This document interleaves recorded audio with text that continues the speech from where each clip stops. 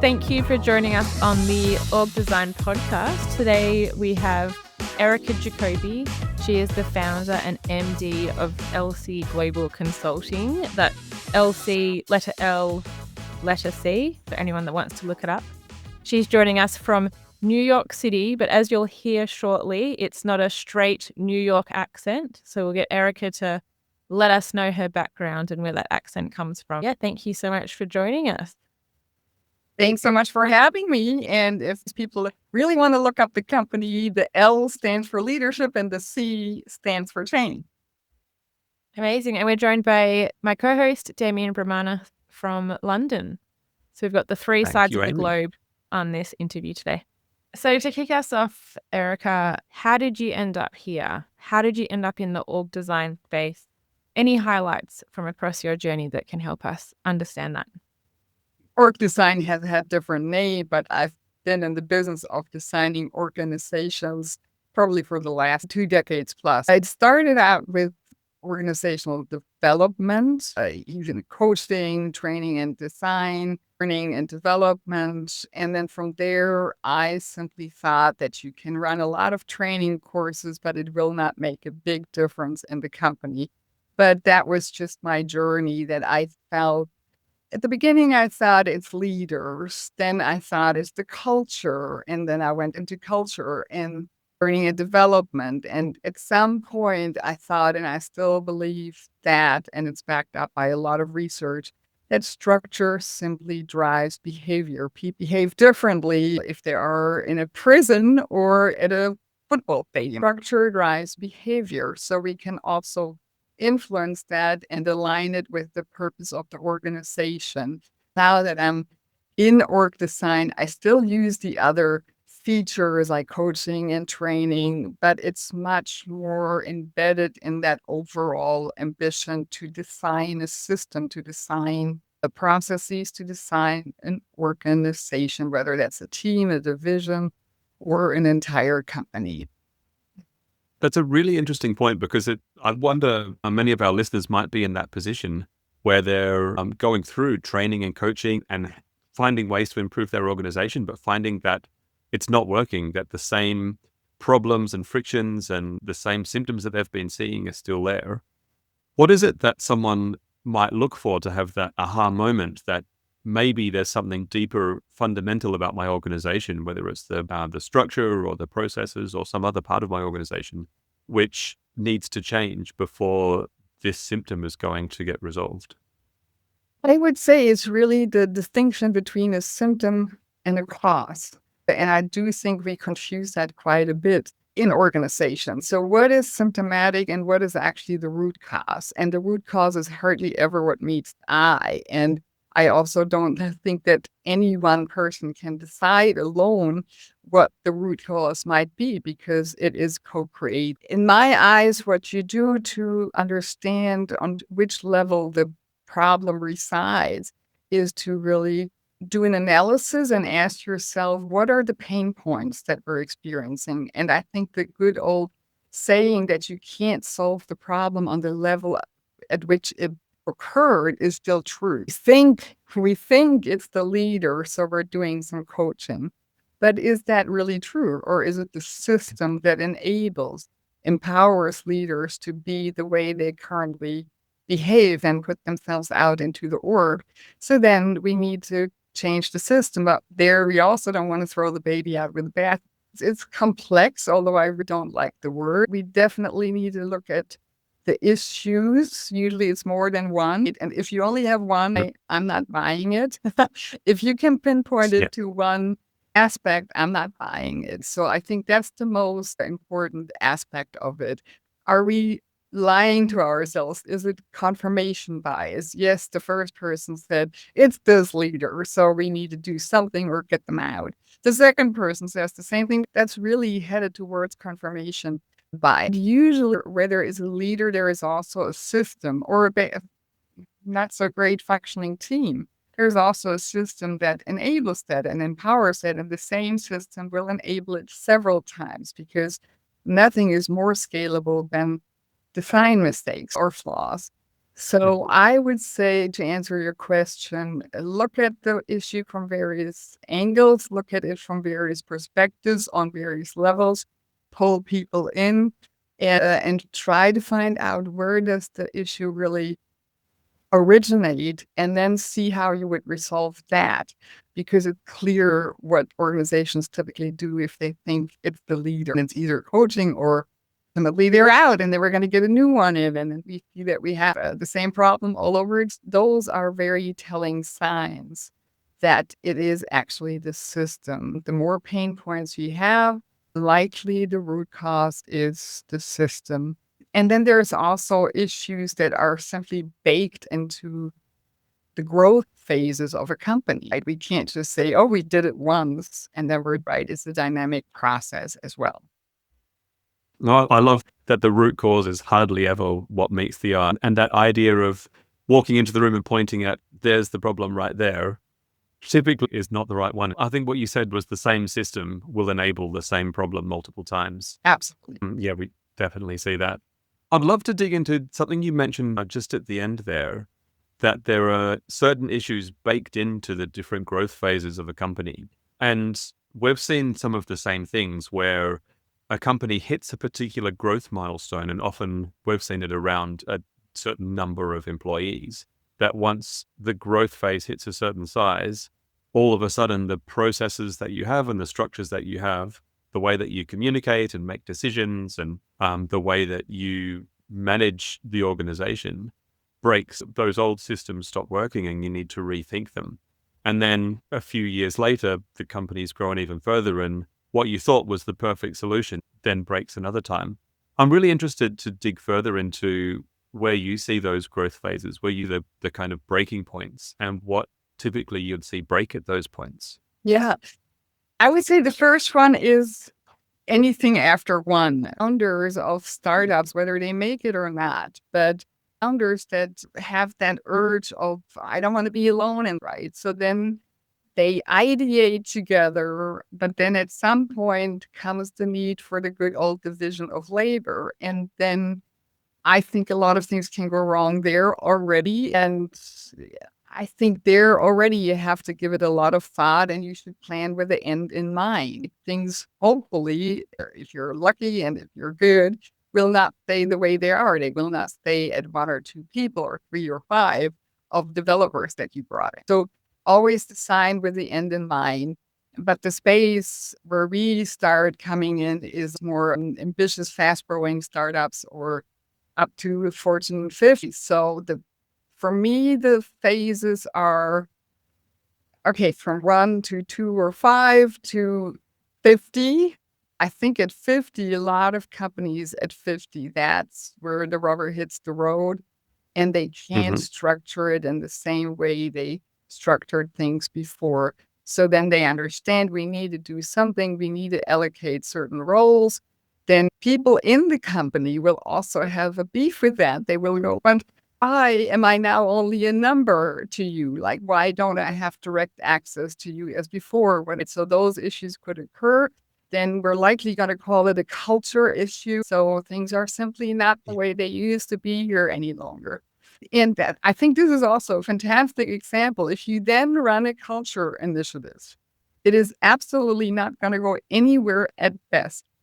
It is likely going to backfire on you, because then someone will say, and now we're cementing this. Now we're formalizing that it's a culture that I don't have access to the CEO any longer. So people might not even take that well, and it might entirely backfire on you. But there are different ways of structuring things and putting the system up so that you can keep your old spirit and mindset and also certain processes. So that's definitely a ballpark figure of employee count where you should get active, period. The next one is likely 150, 350, and from there, we're happily going into 3,000, 6,000. I always say it also depends on the pace of your growth. Are we doing acquisition-based growth, where you have different issues that you need to address? That's also why I like the word org design so much, because some people say, isn't it a good old restructure? or reorg, but it is a lot more because we're designing what we want our world to be like, what we want our collaboration to be like in units and teams and visions and functions, but also for the entire org. So it encompasses a lot more.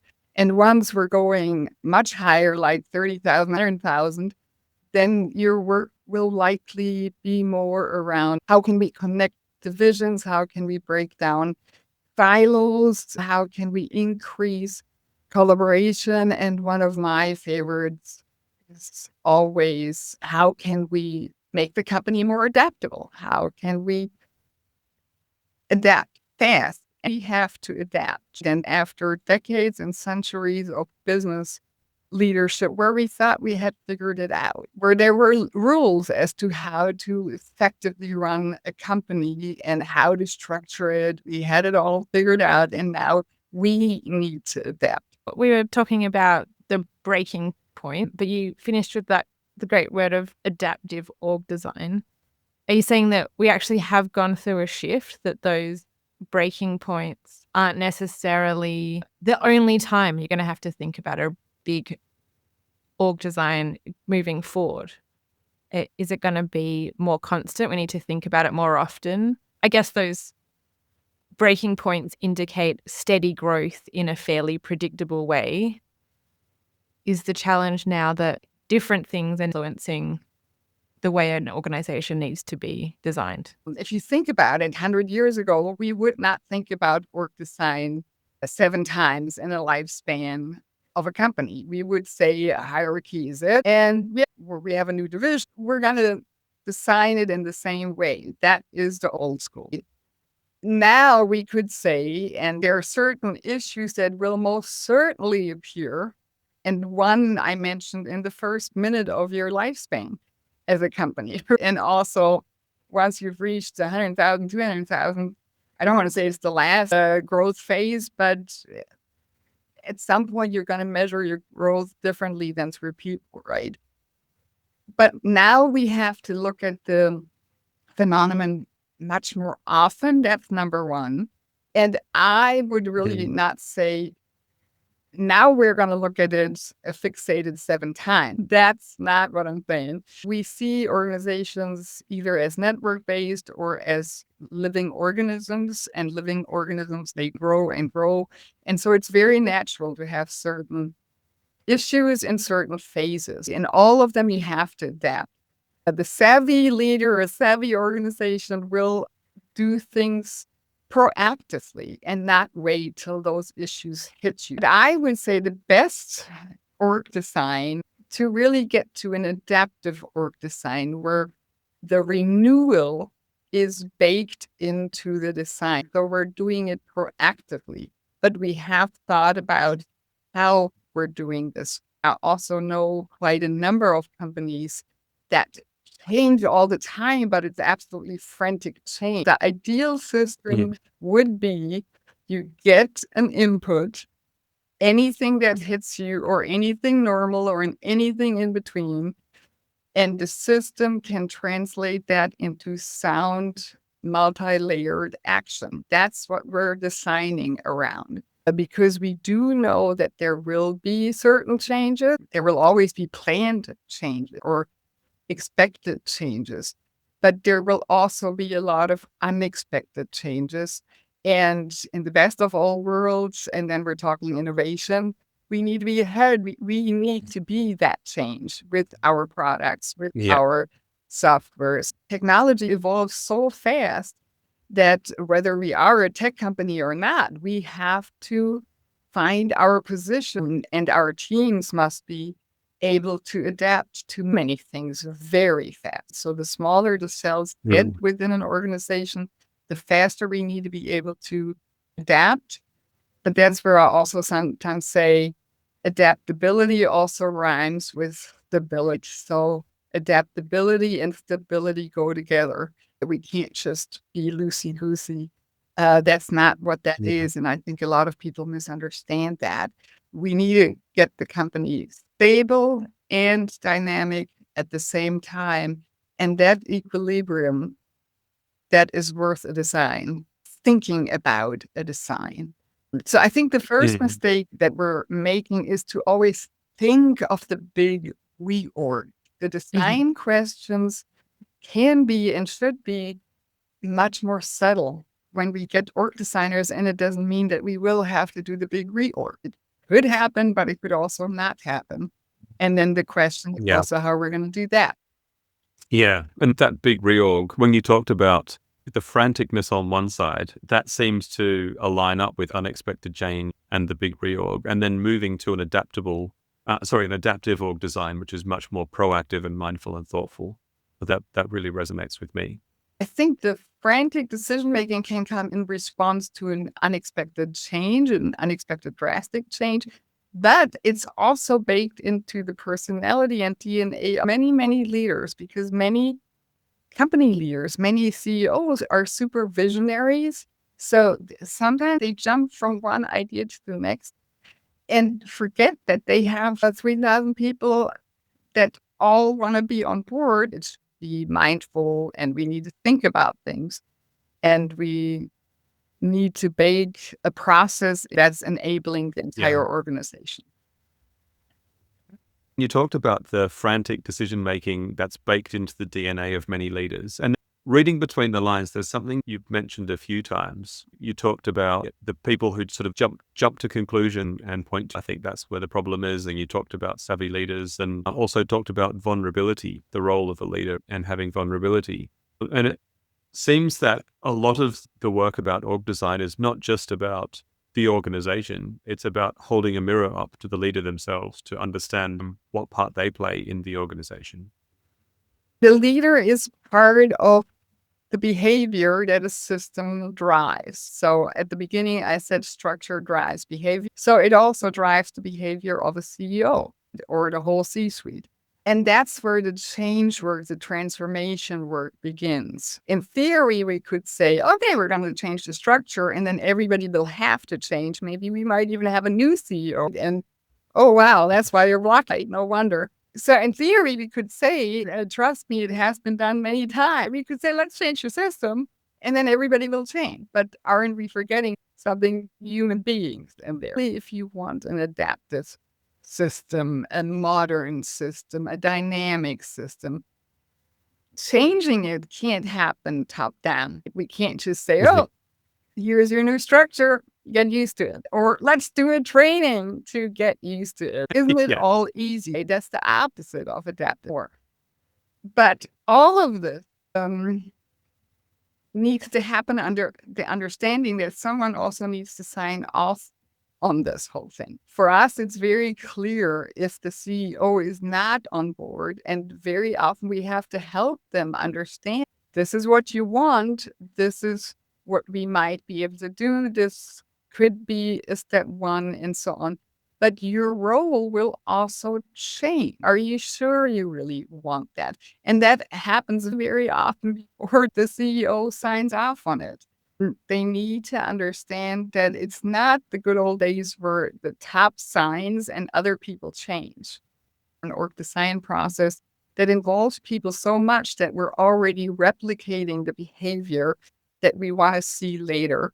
One thing I forgot to mention about my background is I have a Ph.D. in organizational change and development, but my master's is in human and organizational behavior, systems, and development. And I'm so influenced by that mindset. Human and organizational behavior, systems, and development, all of these go together. And all of these must be tackled, or else I would rather call it a reorg than org design. So for me, that's the distinction. In org design, we do take care of people. We do try to replicate. We try to create situations where people can mirror the behavior that is important later on. And then they ease into it, they grow into it, and also the leader. And then you grow into the system as a collective. We're not doing it without them.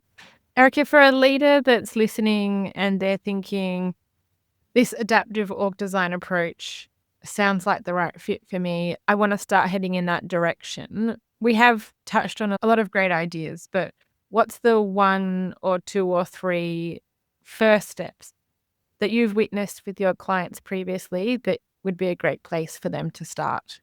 Would say, number one, I've never come across anybody who says, "Oh, we want to do adaptive org design." So that's the That's the challenge. but that's the challenge. But if you think your company is not fast enough, not adaptive enough, I would sit down, and it starts with thinking. Thinking is an action, and I wish we had that kind of action before. So I would sit down and first of all think about, where do I think our system, whether it's my team, my division, my entire company, where do I actually think are some pain points? And that's the big art of thinking, serving without judging or without evaluation. So we want to think about it.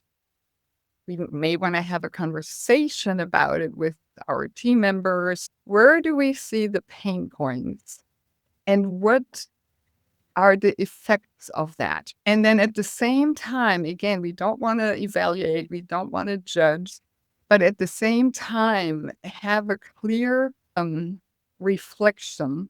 It's that great art looking at something and withholding judgment and evaluation and noticing your own actions in between. And then from there, you could start having a conversation with the respective people as to where do we think we could break down some silos? Where could we carefully try and increase collaboration? And that should be a conversation. That shouldn't be in the ivory tower. It shouldn't be done in isolation, and also not thought through in isolation. But of course, adaptability has to do with, where can we increase networks? Where can we increase connections and take it from there? Thinking is never a bad start. Yeah. Thank you so much, Erika. It's been great to chat with you today. If people are interested in what you've been talking about and wanted to learn more, what's the best way for them to reach out or to learn more about what you've been talking about today? Yeah, I would say the best is our website, lc-global.com. We're on LinkedIn. We post regularly, and I always enjoy conversation. So all those channels might be good to reach out.